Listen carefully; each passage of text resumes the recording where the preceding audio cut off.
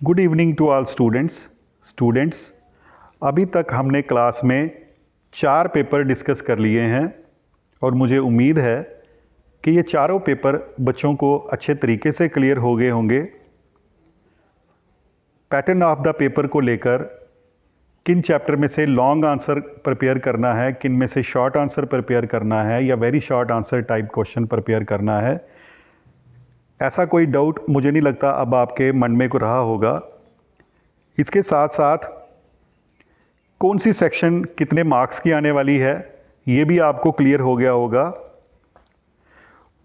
इन paper में हमने very important type के जो क्वेश्चंस थे जो बार बार पेपरों में रिपीट करते हैं वो क्वेश्चंस आपके साथ डिस्कस किए थे। तो इस प्रकार अगर चारों पेपर्स के क्वेश्चन जोड़ें तो आपके पास अच्छा खासा लर्नड मटेरियल भी हो गया होगा।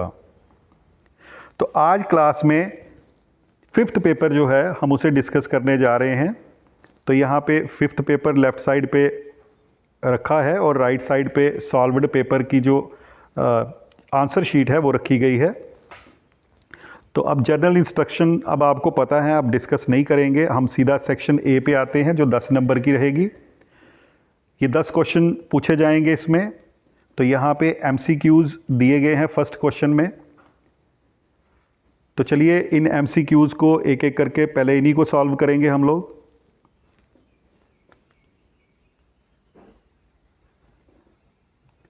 तो फर्स्ट MCQ जो है वो दिया है right to freedom of religion जो है वो किस आर्टिकल में मेंशन है।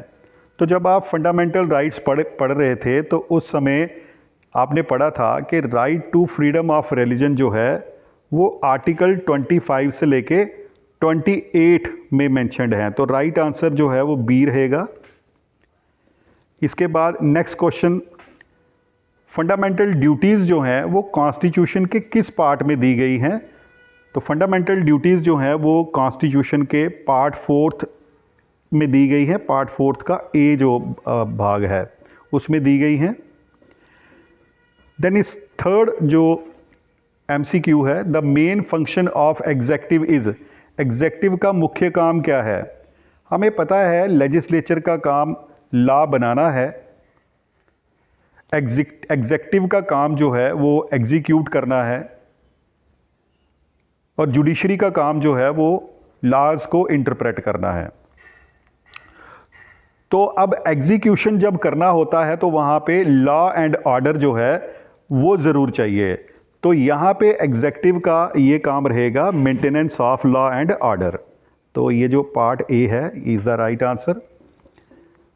नेक्स्ट, मनी बिल जो है पास्ड बाय लोकसभा। जब आपको पता है मनी बिल जो है वो सिर्फ लोकसभा से ही इमर्ज होता है और जब लोकसभा में उसको डिस्कस कर लिया जाता है, लोकसभा उसे पास कर देती है तो वो राज्यसभा के पास जाता है, फिर राज्यसभा ने भी उसको पास करना होता है। राज्यसभा उस मनी बिल को डिले कर सकती है।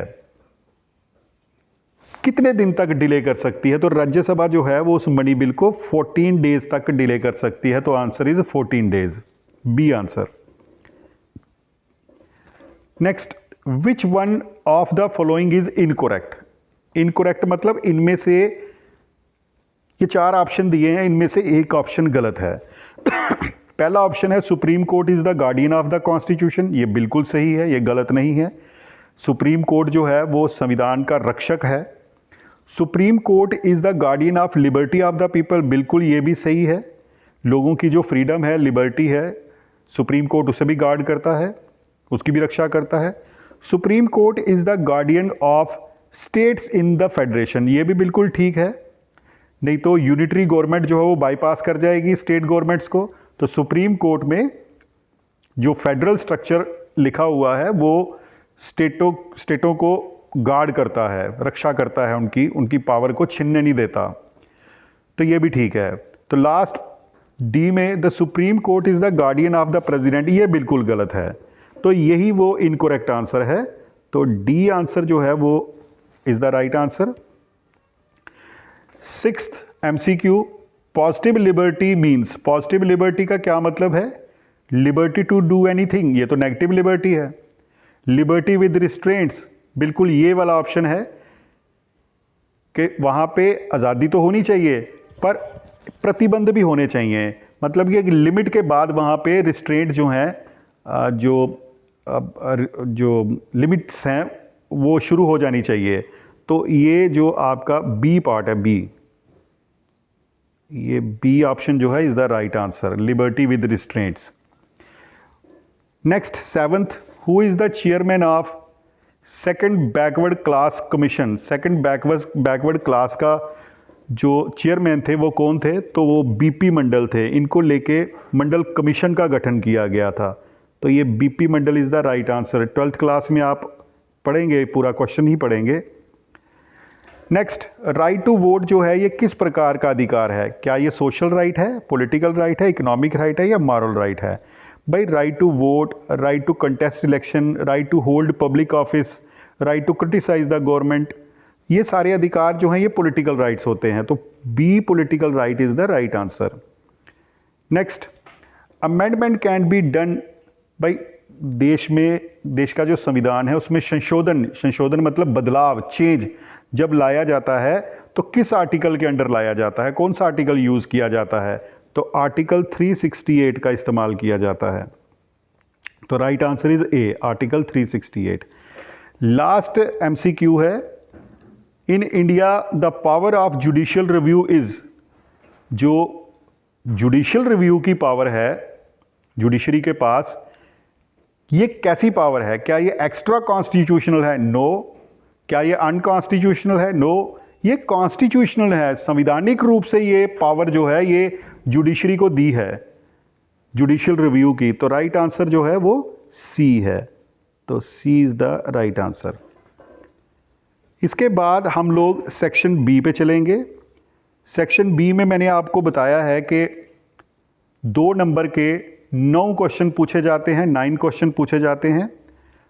तो यहाँ पे पैरेलल आंसर भी देखते रहेंगे हम। तो what is equality of opportunity? तो इक्वलिटी ऑफ अपॉर्चुनिटी का क्या मतलब है? कि सबको एक समान अधिकार मिलने चाहिए। किसमें? जो भी अपॉर्चुनिटी होती है, जो भी अवसर होता है उनमें। क्यों? क्योंकि सबकी ज़रूरतें होती हैं, सबकी खाना खाना है, एजुकेशन लेनी है या और कोई ज़रूरत हो सकती है। तो इन ज़रूरतों को पूरा करने के लिए आदमी काम करता है, पर अगर उसे अवसर नहीं मिलेंगे काम करने के तो फिर वो नहीं अपने आप को सस्टेन कर पाएगा। तो इसका मतलब अपॉर्चुनिटीज़ सबको मिलनी चाहिए, पर कैसे मिलनी चाहिए? इक्वल मिलनी चाहिए, ना किसी को ज़्यादा ना किसी को कम। तो इक्वल अपॉर्चुनिटीज़ फॉर ऑल। फिर इसमें कोई फ़र्क नहीं पड़ता कि वो किस क्लास का है, किस कलर का है, वो किस लिंग का है, महिला है या फिर पुरुष है, किस रिलीजन का है, किस जगह पे उसका बर्थ हुआ है। इन चीज़ों का कोई फ़र्क नहीं पड़ता। सबको बराबर बराबर अवसर मिलने चाहिए अपनी पर्सनैलिटी को डेवलप करने के, अपनी लाइफ को सस्टेन करने के लिए। अब यहाँ पे 1.5 नंबर दिया गया है क्योंकि ये थोड़ा सा लिखना था यहाँ पे, इर्रिस्पेक्टिव ऑफ क्लास, कलर या फिर रिलीजन। तो 2 नंबर इसके मिल जाएंगे अगर पूरा लिखोगे तो, नहीं तो ये 1.5 नंबर मिलेगा। फिर उसके बाद क्वेश्चन नंबर 3, व्हाट इज एजिलिटेरियनिज्म? भाई एजिलिटेरियनिज्म का मतलब होता है समानता। जो एक ऐसी फिलॉसफी जो समानता, यानी समानता मतलब बराबरी में बिलीव करने वाली जो फिलॉसफी है उसे हम एजिलिटेरियनिज्म कहते हैं। तो एजिलिटेरियनिज्म वर्ड जो है ये कहाँ से आया है? फ्रेंच वर्ड है ईगल, जिसका मतलब होता है इक्वल। तो it is the perspective that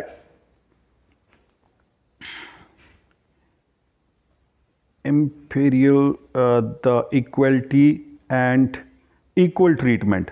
वही इक्वल ट्रीटमेंट अक्रॉस जेंडर, जहाँ पे कोई जेंडर का फ़र्क ना पड़े, कास्ट, इकोनॉमिक स्टेटस, इसका कोई फ़र्क नहीं पड़ता, बल्कि सबके साथ एक जैसा ट्रीटमेंट होता है।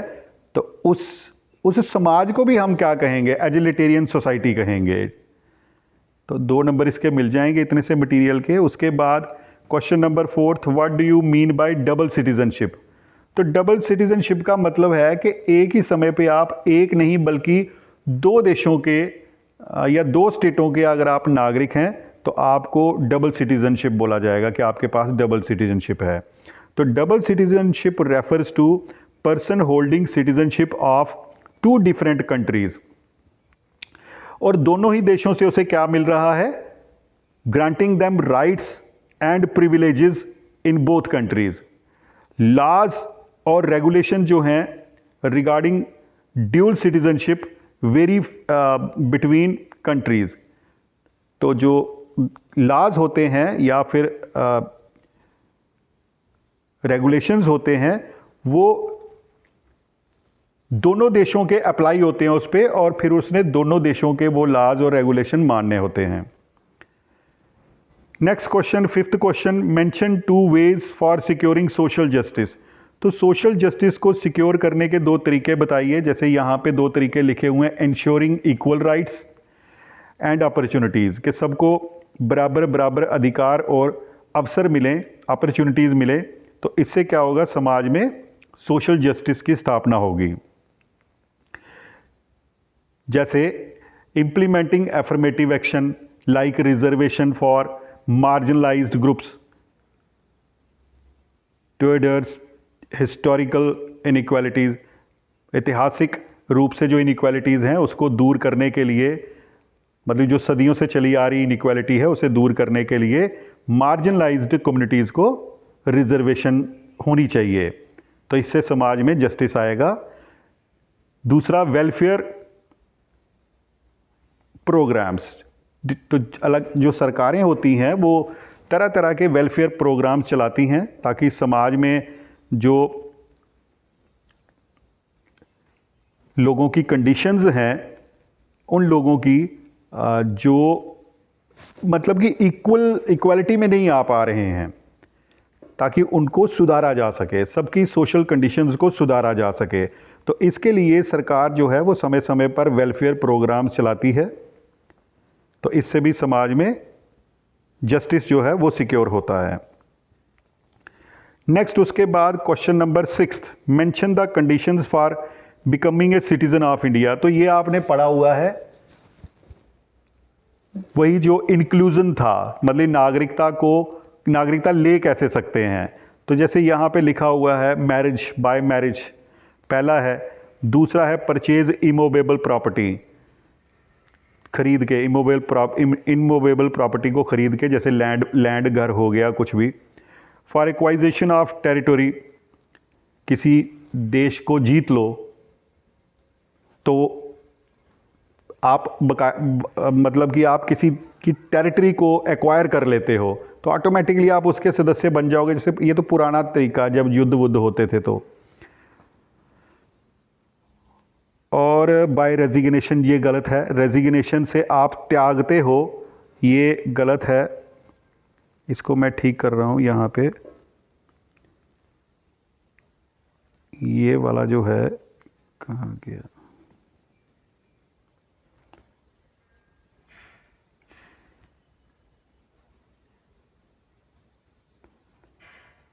रेजिग्नेशन से आपकी सिटीज़नशिप जो है वो जाती है, आपको मिलती नहीं है। तो अगर तरीके से देखें तो दो ही पॉइंट ऊपर वाले जो हैं वो ठीक हैं, पर अगर उसमें भी आप मटेरियल लिखोगे तो 2 नंबर मिलेंगे, अदरवाइज़ आपको 1 नंबर ही मिलेगा इसका।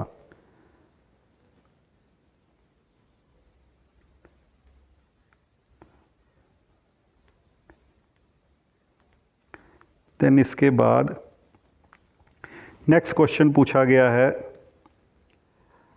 What do you mean bye nationality. तो नेशनलिज्म, नेशनलिटी बड़ी बार पढ़ चुके हैं, ये मैं अब आपको नहीं इसको समझाऊंगा, ये अब आप समझ चुके हैं। उसके बाद क्वालिटीज़ ऑफ सिटीज़न, कभी गुड सिटीज़न करके पढ़ा हमने, कभी सिटीज़न करके पढ़ा हमने, तो इसमें भी आप कम से कम 4 क्वालिटीज़ लिखें इतने इतने मटेरियल के साथ, तो आपको 2 नंबर मिल जाएंगे। जैसे एजुकेशन, नागरिक के पास एजुकेशन होनी चाहिए, ड्यूटीफुलनेस होना चाहिए वो नागरिक, अच्छा करैक्टर होना चाहिए, टॉलरेंस होनी चाहिए उसमें। Next question number 9, name any 4 political rights of citizen. तो 4 अधिकार मैंने आपको बताए थे, right to vote, right to contest election, right to hold public office, right to criticise the government, right to referendum, right to plebiscite, ये सारे जो हैं ये नागरिक के पॉलिटिकल राइट हैं। तो अब यहाँ पे लिखे तो हैं 4, पर इसमें मटेरियल बहुत कम कर दिया है। तो अगर ये 4 लिखते हैं, अगर आता है थोड़ा थोड़ा, तो आधी आधी एक एक लाइन लिख दीजिए आगे, 2 नंबर ताकि मिल जाएं। अदरवाइज़ ऐसे 1 या 1.5 नंबर मिलेगा, खाली पॉइंट का नाम ही दोगे और कुछ लिखोगे नहीं आगे। तो फिर उसके बाद question number 10, what are the problems before the Panchayati Raj institutions. तो ये प्रॉब्लम, ये भी पॉइंट्स ही लिखे गए हैं, थोड़ा सा उनको लिखना देखो पॉइंट ठीक हैं, इतने पॉइंट ठीक हैं, पर अगर आप 2 नंबर लेना चाहते हैं तो 2 नंबर के लिए मटेरियल बिल्कुल कम हो जाएगा, तो इसलिए आप यहाँ पे बढ़ाइए। अब जैसे आपने मनी लिखा हुआ है तो मनी मत लिखिए, यहाँ पे एड्स लिखिए, फाइनेंशियल एड्स, ठीक है। फाइनेंस की प्रॉब्लम रहती है, आप लिखिए प्रॉब्लम ऑफ फाइनेंस। तो जो पंचायती राज इंस्टीट्यूशंस होते हैं इन्हें डिपेंड रहना पड़ता है स्टेट गवर्नमेंट और सेंट्रल गवर्नमेंट की तरफ से, और वो भी जब एड्स आती हैं तो प्रोपोर्शनली डिस्ट्रीब्यूट होती हैं। कुछ कुछ पंचायतें बड़ी होती हैं, कुछ कुछ छोटी होती हैं, तो सबको एक समान ही एड्स आती हैं, तो वहाँ पे कहीं ना कहीं गलती हो जाती है। तो फाइनेंशियल जो प्रॉब्लम्स हैं वो इन इंस्टीट्यूशंस की रहती है। फिर अवेयरनेस, इतनी जानकारियाँ नहीं होती इन पंचायती राज इंस्टीट्यूशंस के पास, मतलब कि बड़ी लिमिटेड जानकारी ही इनके पास होती है, और उन्हीं जानकारी के साथ प्रोग्राम्स को इम्प्लीमेंट करना होता है। या आप बोले तो ग्रामीण एरियाज़ में लोग कितने अवेयर होते हैं, तो ये भी एक पॉइंट लिख सकते हो अगर आप बढ़ाना चाहो तो। फिर उसके बाद पॉलिटिकल इंटरफेरेंस बड़ा होता है। तो जो पंचायती राज इंस्टीट्यूशंस होते हैं वो as compare to state government या फिर सेंट्रल गवर्नमेंट के कंपैरिजन में छोटे होते हैं, तो कई बार तो गवर्नमेंट का ही इंटरफेरेंस आ जाता है और कई बार पॉलिटिक्स का इंटरफेरेंस आता है। तो ये भी एक प्रॉब्लम है, ये अपना काम काज वैसा जैसा करना चाहिए वैसा कर नहीं पाते, और डिसप्रपोर्शनल एक्सपेंडिचर, और खर्चे जो हैं वो भी सब इंस्टीट्यूशंस के बराबर नहीं होते। तो ये कुछ पॉइंट्स हैं जिनको आप अगर बढ़ा के लिखना चाहो तो लिख सकते हो, एक एक 2 लाइन लिखो, आपको नंबर मिल जाएंगे। अदरवाइज़ 1 या 1.5 नंबर ही मिलने वाला है इसका। देन इसके बाद सेक्शन सी में शॉर्ट आंसर क्वेश्चन रहने वाले होते हैं। 7 क्वेश्चन मैंने बताया हुआ है। तो right a short note on B.R. Ambedkar, question number 11 है। तो B.R. अम्बेडकर के ऊपर आपको 4 नंबर का सवाल लिखना है। तो आपने तो पूरा एस्से किया होगा इसके ऊपर 9th 10th में, तो मुझे उम्मीद है आप इसको लिख लोगे। 7-8 लाइनें तो आपको आपके नोट्स में ही मिल जाएंगी कि ये कॉन्स्टिट्यूएंट असेंबली के चेयरमैन थे, इन्हें फादर ऑफ कॉन्स्टिट्यूएंट असेंबली भी कहा जाता है। तो थोड़ा सा लिखो, पीछे पढ़ देता हूँ मैं एक बार यहाँ पे। भीमराव रामजी अम्बेडकर पूरा नाम था इनका, जिनको ज़्यादातर कॉमनली B.R. अम्बेडकर के नाम से जाना जाता है या फिर बाबा साहब अम्बेडकर के नाम से भी जाना जाता है। He was the last and 14th child जो थे ऑफ द दलित फैमिली। जिस परिवार में इन्होंने जन्म लिया था वो दलित फैमिली थी। तो अपने घर के सबसे छोटे बेटे थे ये, और 14वें बेटे थे, ठीक है, 14th बेटे थे। इससे पहले 13 संतानें और हो गई थी। Who were residents of Ratnagiri कहाँ पे है? महाराष्ट्र में है। इनके फादर जो थे वो एक सिपाही थे ब्रिटिश आर्मी में। ही सफ़र्ड फ्रॉम अनटचेबिलिटी, उन्हें भी अपने बचपन में, क्योंकि दलित थे तो उनको भी अनटचेबिलिटी को सफ़र करना पड़ा। अपर कास्ट के जो बच्चे थे उनके साथ स्कूलों में पढ़ते थे तो उनको सफ़र करना पड़ा वहाँ पे अनटचेबिलिटी को लेकर। He fought against the untouchability, उन्होंने इस अनटचेबिलिटी के अगेंस्ट लड़ाई लड़ी। He was the lawyer of, जब देश आज़ाद हो गया तो वो वकील बने भारत में। He was the chairman of constitutional drafting committee. He wrote the book, उन्होंने किताब लिखी है एक, क्या नाम है किताब का? Annihilation caste, annihilation cast,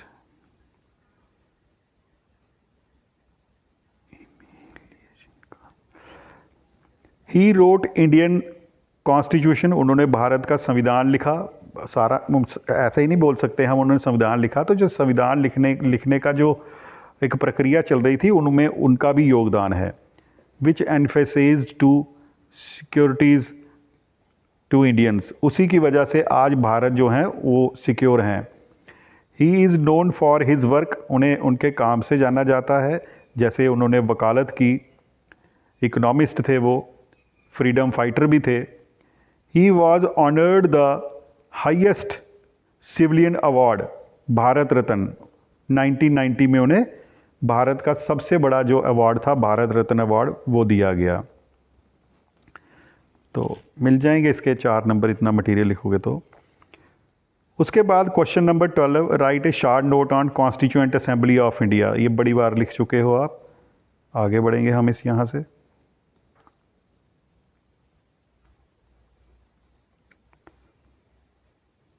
then 4 federal features, ये भी बड़ी बार लिख दिया। फेडरल फीचर्स, ये यूनिटरी फीचर बड़ी बार लिख दिए।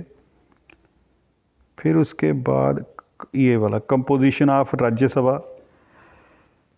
14th क्वेश्चन है, राज्यसभा की कंपोजिशन बताइए। तो आर्टिकल 80 जो है हमारे संविधान का वो कहता है कि हमारे देश में जो बाई कैमरल लेजिस्लेचर होगी उसका अपर हाउस जो होगा वो राज्यसभा होगा, जिसमें कुल कितने मेंबर होंगे? 250 मेंबर्स होंगे। इसके जो मेंबर होंगे वो हम लोग नहीं इलेक्ट करते, इसके मेंबर जो हैं वो इनडायरेक्टली इलेक्ट किए जाते हैं, यानी हमारे द्वारा चुने हुए जो प्रतिनिधि होते हैं वो ही आगे इनको इलेक्ट करते हैं। It is elected by members of state legislative assemblies.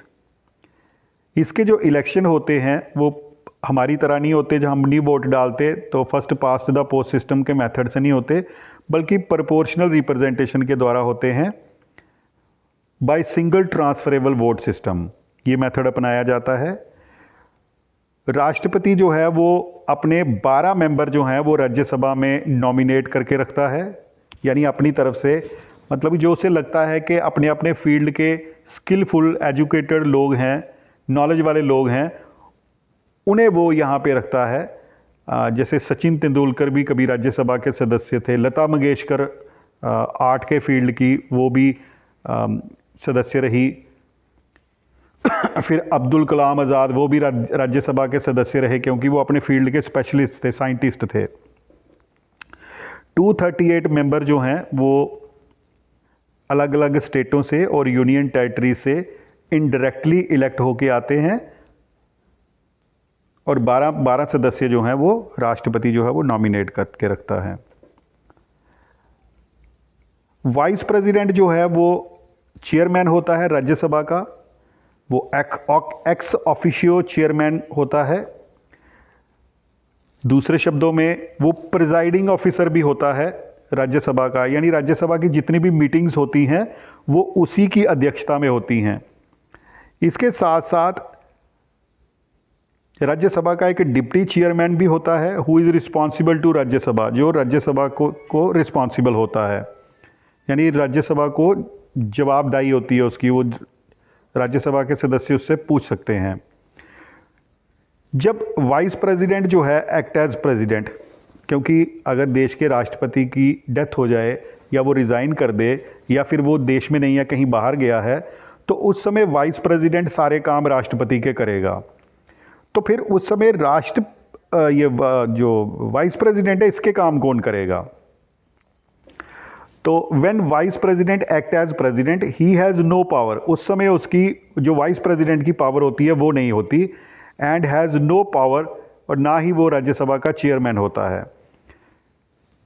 फिर उसके बाद question number 15, examine the power and position of state governor. State governor का देखो प्राइम मिनिस्टर, ये प्रेसिडेंट के और गवर्नर के बहुत सारे पावर जो हैं वो सेम हैं, बस सिर्फ एरिया जो है वो लिमिटेड हो जाता है। गवर्नर सिर्फ स्टेट तक सीमित होता है और जो राष्ट्रपति होता है वो पूरे देश में चलता है उसकी power.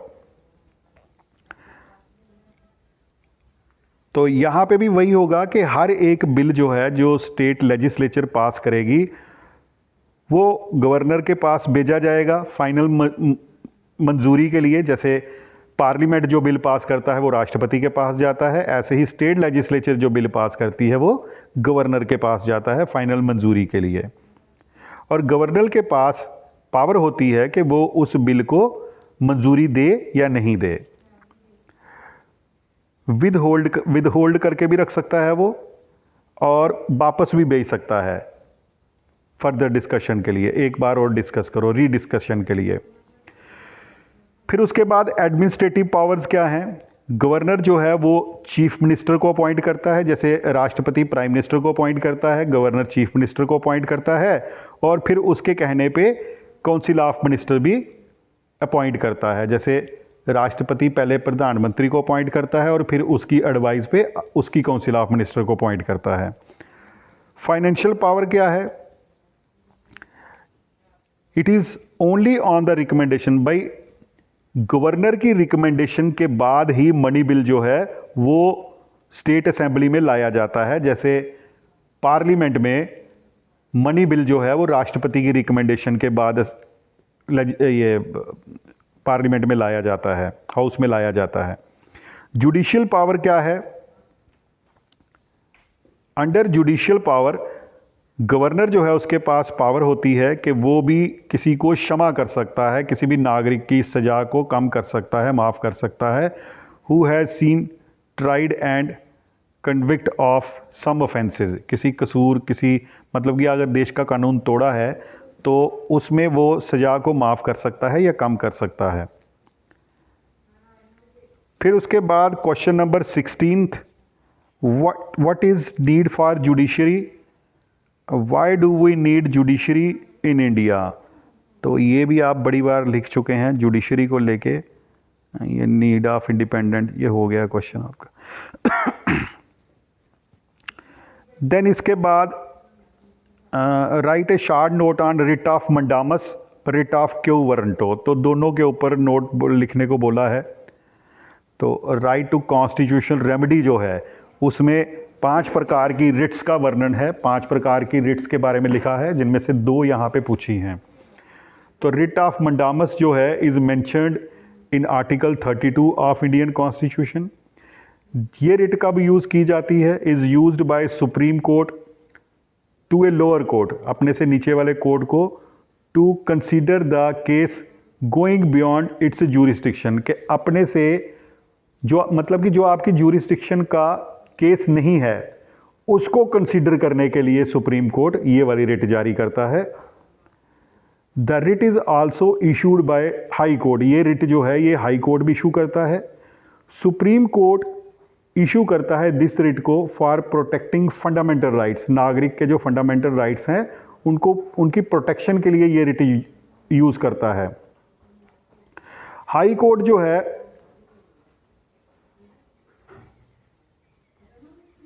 Issues for some other purpose, वो किसी दूसरे कारण के लिए इसे यूज़ करता है, मेंशन नहीं है। इट इज़ आल्सो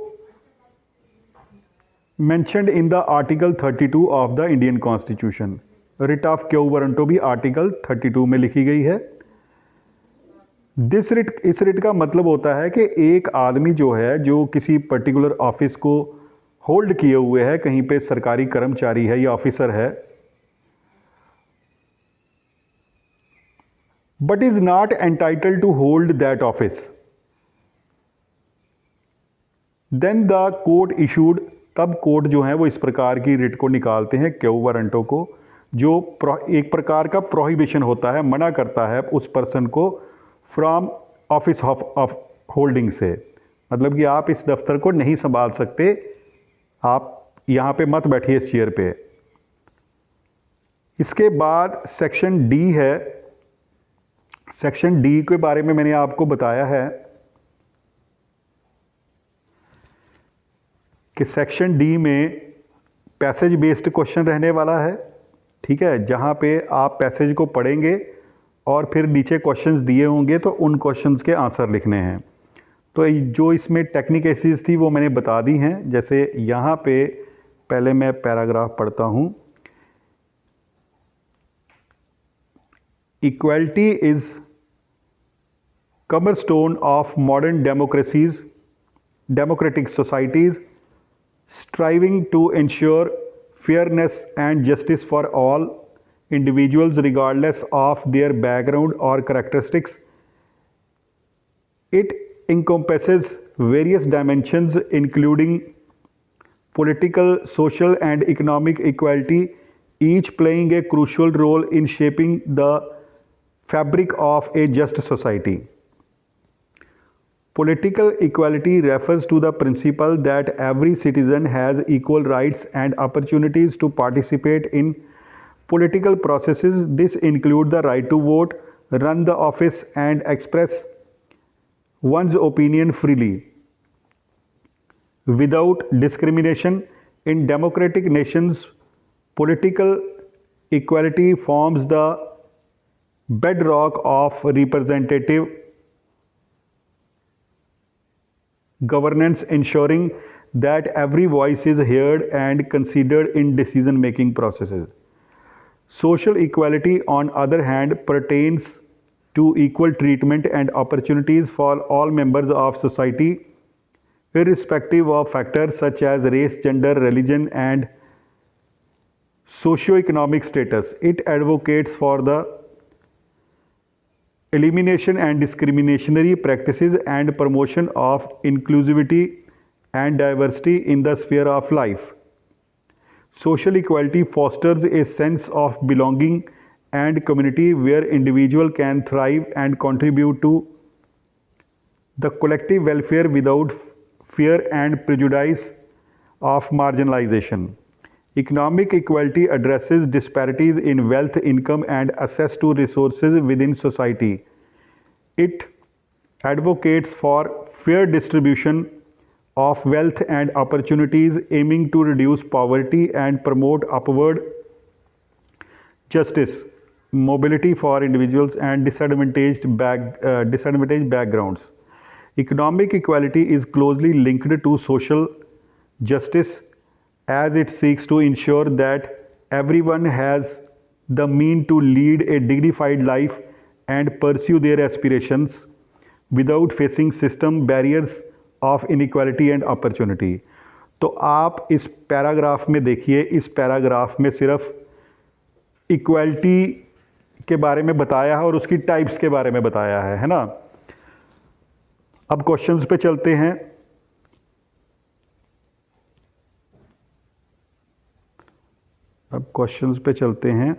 क्वेश्चन पूछा है, what is the political equality and why is it important in democratic societies. तो पॉलिटिकल इक्वालिटी क्या होती है और डेमोक्रेटिक सोसाइटीज़ में ये इम्पॉर्टेंट क्यों है। तो जिन बच्चों ने पढ़ा हुआ है, जिनको पैसेज भी समझ में आ गया, वो लिख लेंगे। फिर दूसरा तरीका मैंने बताया था आपको कि कैसे लिखना है, तो ये इस पैराग्राफ में देखिए जहाँ पे पॉलिटिकल इक्वालिटी के बारे में लिखा है। तो पॉलिटिकल इक्वालिटी जो है refers to principle that every citizen has equal rights and opportunities in participate the political processes. This include right to vote, right for office, run for office and express one's opinion freely without discrimination. अब दूसरा part, in democratic nations political equality forms the bedrock of representatives governance, ensuring that every voice is heard and considered in decision making processes. तो पूरा ही paragraph जो है ये वाला ये इसका आंसर रहने वाला है। नेक्स्ट क्वेश्चन में explain the significance of social equality in fostering cohesive society। तो इसका आंसर आप सोशल इक्वालिटी वाले पैराग्राफ में देखिए। तो ये लास्ट में लिखा हुआ है, social equality fosters a sense of belongingness and community where individual can thrive and contribute to collective welfare without fear and prejudice of marginalisation. आप इसका पूरा पैराग्राफ भी लिख सकते हैं, सारा ही आ जाएगा। फिर उसके बाद लास्ट पार्ट में पूछा है what measures can be taken to promote economic equality.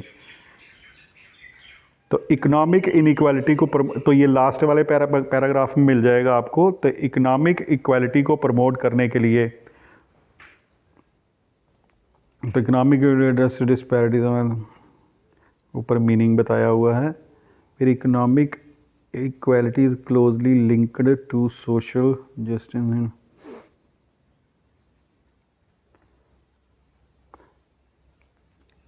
तो इस पैराग्राफ को भी अगर आप ध्यान से पढ़ें तो ये पूरा ही उठा के आप लगा सकते हो। तो इसके आपको 2-2 नंबर मिल जाएंगे। दो अगर आप अच्छे खासे लिखने वाले हो, नॉलेज है लिखने की, तो 6 नंबर मज़े से आ सकते हैं। नहीं भी होगा तो जो मैंने तरीका बताया उसमें से आपको 4.5 या 5 नंबर मिल सकते हैं इस सवाल में। इसके बाद देखो जैसे यहाँ पे लिखा हुआ है पहले क्वेश्चन का आंसर, तो political equality refers to the principle that every citizen has equal.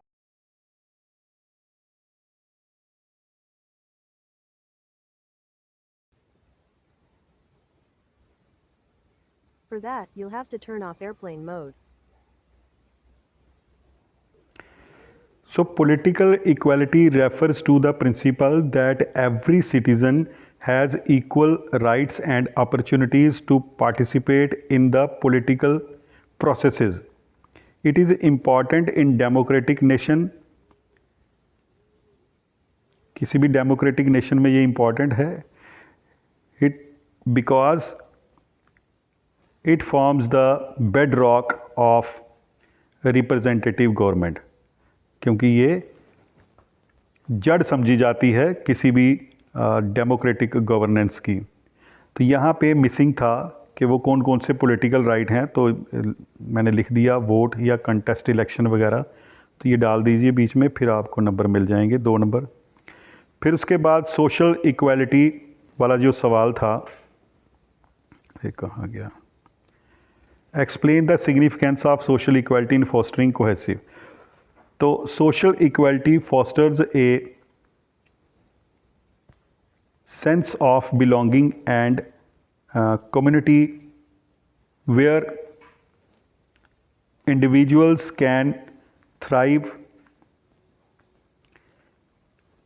And contribute to the collective welfare without fear of prejudice। ठीक है, वहीं से उठा लिया गया है, पैराग्राफ में से लिया है। फिर उसके बाद इकोनॉमिक इनइक्वालिटी वाला, what measures can be taken to promote economic equality in it with in a society. तो economic equality can be promoted by advocating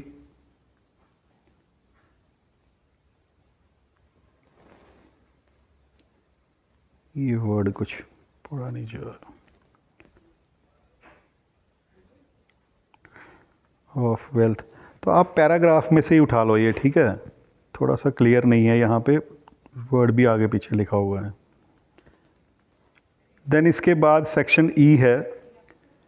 section E में लॉन्ग आंसर रहेंगे, मैंने बताया हुआ है आपको, क्वेश्चन नंबर 19, 20 और 21। तो यहाँ पे पहला सवाल पूछा है discuss the significance of election in democratic system, और एक पार्ट और पूछा हुआ है how do elections contribute to representation and legitimacy in the governance. तो यहाँ पे सबसे पहले इंट्रोडक्शन में इलेक्शन डालना चाहिए था कि इलेक्शन क्या होते हैं, फिर उसके बाद ये सारे सिग्निफिकेंट वाले पॉइंट्स आ जाएंगे, उसका महत्व जो है वो आ जाएगा। और फिर इस तरीके से पॉइंट ठीक लिखे हैं। पर उसके बाद जो दूसरा पार्ट पूछा है how do elections contribute to representation and legitimacy in governance, इसके पॉइंट नहीं है, तो ये लिखना पड़ेगा। तो इसके भी कोई 3-4 पॉइंट जो है वो ऐड कर दोगे तो नंबर यहाँ पे पूरे आ जाएंगे। फिर उसके बाद next question, define freedom, freedom क्या होती है और इसके वेरियस डायमेंशन बताइए। वही नेगेटिव और positive freedom. Understood in political theory how do positive and negative freedom.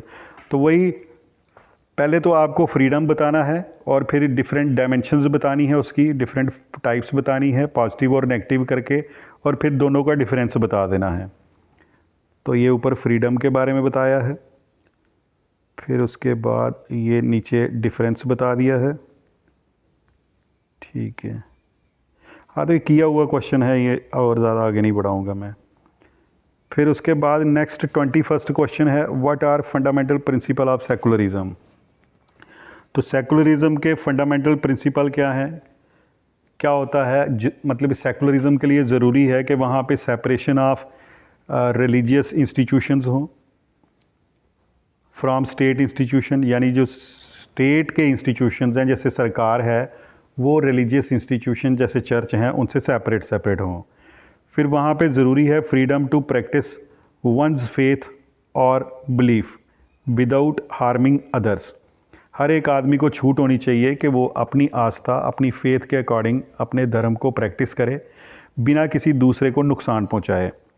फिर उसके बाद थर्ड, इक्वालिटी, सो दैट, वहाँ पे इक्वालिटी का होना बड़ा ज़रूरी है, वहाँ पे इक्वालिटी का होना बड़ा ज़रूरी, so that our religious belief does not put any of us at an advantage और disadvantage।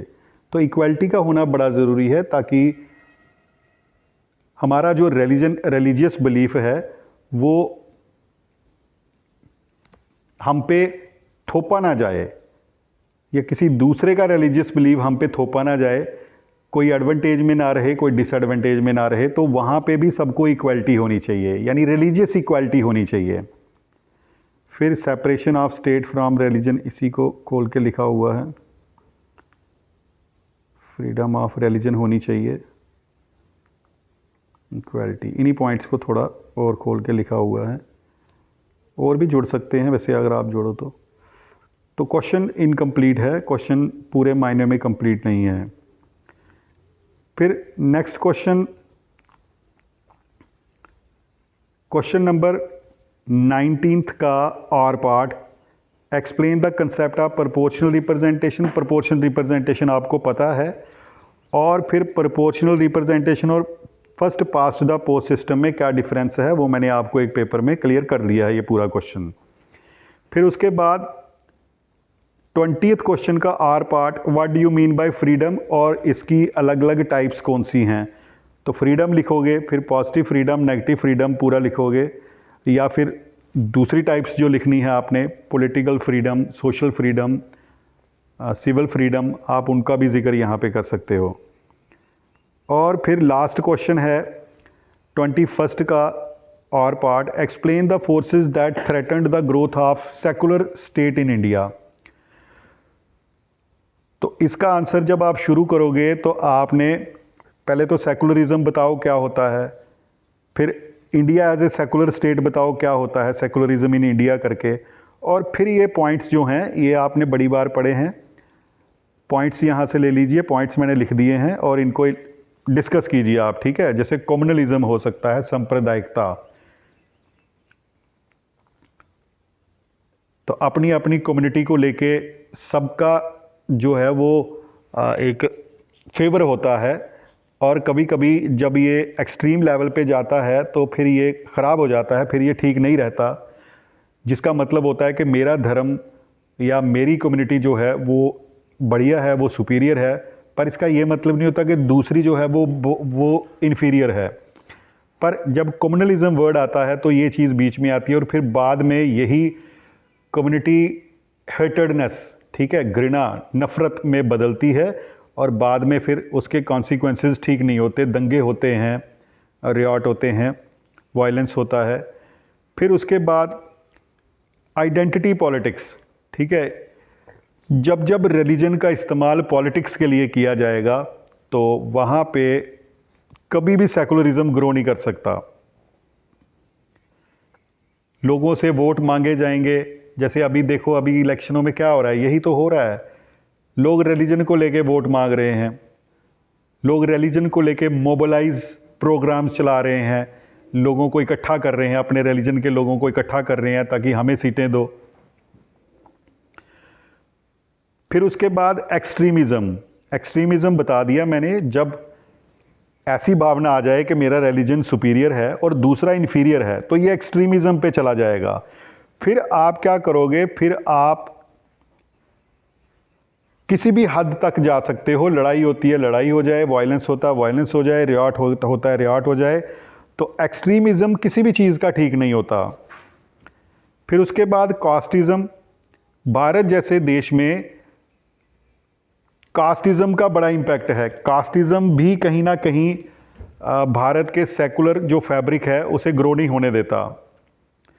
Lack of uniform civil code. सभी धर्म मज़हबों में एक जैसे कानून नहीं हैं। तो जब एक मज़हब के पास बेनिफिट है तो फिर दूसरा मज़हब जो है वो आवाज़ उठाएगा कि भाई उस मज़हब में, उस धर्म में तो इस चीज़ की छूट है, हमें इस चीज़ की छूट नहीं है। तो ये भी एक प्रॉब्लम है। फिर उसके बाद पॉलिटिकल इंटरफेरेंस जो है रिलीजन में, ये बड़ा ज़्यादा होता है। ये भी भारत का जो सेकुलर स्टेट है उसे ग्रो नहीं करने दे रहा। Lack of education. लोग जो हैं वो अभी भी अनपढ़ हैं, उनमें अवेयरनेस नहीं है। लोग जैसा बताया जाता है उसी को सही मान लेते हैं।